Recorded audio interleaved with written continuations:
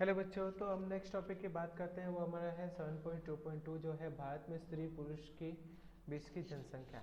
तो आप जानते हैं बच्चों, आपने या फिर हमने अभी तक यही सुनते आए हैं कि भाई भारत में पुरुषों को बहुत महत्व दिया जाता है, लड़कों को बहुत महत्व दिया जाता है, या फिर लड़कियों को लेस इम्पोर्टेंट माना जाता है। पुरुष प्रधान देश है हमारा देश।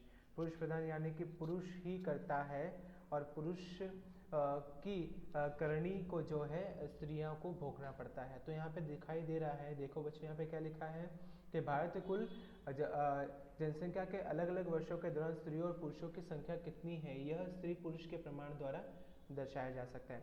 1951 की बात करते हैं तो भारत में पुरुषों की संख्या करोड़ों में थी, यानी कि 18.55 करोड़ थे। स्त्रियों की संख्या सिर्फ 17 पॉइंट कितने 56 करोड़ थे। कुल कहें तो 36.11 करोड़ लोग थे। इसमें पुरुष के जो परसेंटेज की बात करते हैं तो 51.37% थे पुरुष, और स्त्रियां 48.63% ही थी। अगर हम 1991 में बात करते हैं तो भी आप देख सकते हैं 43.92 करोड़ पुरुष हैं, 40.71 करोड़ स्त्रियां हैं। कुल हमारे इस 1991 में जनसंख्या थी 84.63 करोड़ लोग, जिसमें भी आप देख सकते हो कि 51.90% पुरुष हैं और 48.10% स्त्रियां हैं। आज 2011 यानी कि ऑलमोस्ट 9 साल पहले की बात करता हूँ, यानी 10 साल पहले की। अभी वापस जनगणना होने वाली है बच्चों 2021 में। देखते हैं कितने करोड़ हमारे आबादी में है। तो हम लोग 10 साल पहले की बात करते हैं तो 62.37 करोड़ पुरुष हैं, जिसमें 58 पॉइंट उसके आगे 58.65 करोड़ जो है स्त्रियां हैं। 121.02 करोड़ हमारी जो है जनसंख्या थी 2 साल पहले की बात है बच्चों। तो 51.54% पुरुष हैं और 48.46% स्त्रियां हैं। तो आप देख सकते हैं कितना डिफरेंस होता है। और लोगों में आप जानते हैं ये क्यों है। हम लोग पहले से ही ऐसे सोचते हैं स्त्रियों से कुछ होगा नहीं, वो जॉब नहीं करेगी, वो फलाना होता है, ये होता है, वो होता है। इस प्रकार से हम लोग सारे जो हैं स्त्रियों को ऑलवेज अंडर एस्टिमेट करते हैं, बिकॉज उनको आगे आने का मौका ही नहीं मिलता है। देखते हैं भारत में जाति प्रमाण का बंटवारा विश्लेषण प्रमाण।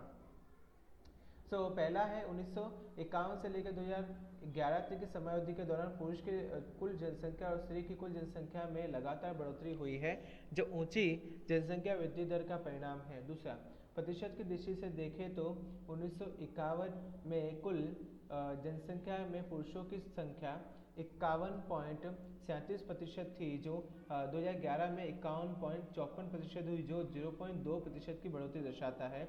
यह स्त्री की जनसंख्या में पुरुषों की अधिक जनसंख्या को दर्शाता है। प्रतिशत की दृष्टि से 1951 में कुल जनसंख्या में स्त्रियों की संख्या 48.63% थी, जो 2011 में घटकर 48.46% हो गई, जो माइनस में 0.17% की कमी दर्शाता है, जो पुरुषों की तुलना में स्त्रियों की घट रही संख्या को दर्शाता है।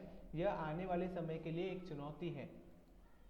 भारत में ये पॉइंट है 7.2.3। भारत में जाति प्रमाण प्रति 1000 पुरुषों की तुलना में स्त्रियों की संख्या। देश की कुल जनसंख्या में प्रति 1000 पुरुषों पर स्त्रियों की जनसंख्या को स्त्री पुरुष का प्रमाण या अथवा तो लिंग प्रमाण अथवा तो जाति प्रमाण सेक्स रेशियो के रूप में जाना जाता है। जनसंख्या के अभ्यास में जाति का प्रमाण अत्यंत महत्वपूर्ण है। प्रति 1000 पुरुषों पर स्त्रियों की घटती जनसंख्या ने देश में कई विषमताओं को जन्म दिया है। स्त्री पुरुष प्रमाण के बीच अधिक विषमता हो तो विवाह, परिवार, प्रजनन, फिर अर्थव्यवस्था इत्यादि में अनेक प्रश्न उपस्थित होते हैं। जाति प्रमाण के संदर्भ में निश्चित जानकारी प्राप्त करके जाति के प्रमाण की विषमता के कारणों को जानकर उसके निवारण के लिए प्रयास हो तो संभव हो सकता है। कई विकसित देशों में स्त्री पुरुष का जाति अनुपात दर का प्रमाण 1000 से अधिक होता है। भारत में एकमात्र केरल को छोड़कर अन्य विस्तारों में प्रति 1000 पुरुषों पर स्त्रियों की संख्या कम है। केरल में 2011 में प्रति 1000 पुरुषों के सामने स्त्रियों की संख्या 1084 थी। स्त्री पुरुष प्रमाण की विषमता में के लिए सामाजिक, आर्थिक, सांस्कृतिक कारणों की जिम्मेदारी माना जाता है। भारतीय समाज में प्राचीन समय से स्त्रियों का स्तर नीचा रहा है। लड़कियों को पोषण युक्त आहार न मिलना, स्वास्थ्य सेवाएं न मिलना, शिक्षा के क्षेत्र में पर्याप्त ध्यान न दिया गया था।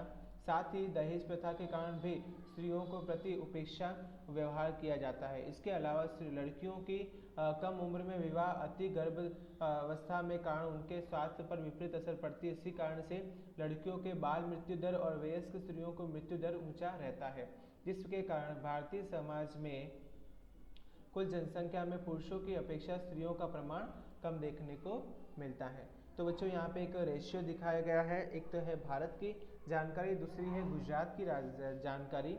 तो 1991 की बात 1901 की बात करते हैं तो 1000 पुरुषों के सामने उस समय में भी आज के 110 साल पहले भी सिर्फ 972 स्त्रियां थी। गुजरात में भी उस समय 954 जो है स्त्रियां थी। 1931 के बारे में देखो, 1961 में देखो, या मैं कहूँ तो 2011 में भी आप देख सकते हो 1000 पुरुषों के सामने सिर्फ और सिर्फ 940 स्त्रियां थी और गुजरात में तो 918 स्त्रियां ही बची थी। 1901 से लेकर 1991 के दौरान भारत में प्रति 1000 पुरुषों की तुलना में स्त्रियों की संख्या घट रही है, किंतु 2001 और 2011 में इस वर्ष दौरान प्रति 1000 पुरुषों की तुलना में स्त्रियों की संख्या में मामूली सुधार देखने को मिला, जो देश में चल रहे बेटी बचाओ अभियान और बेटी जन्म को प्रोत्साहन पर आभारी है।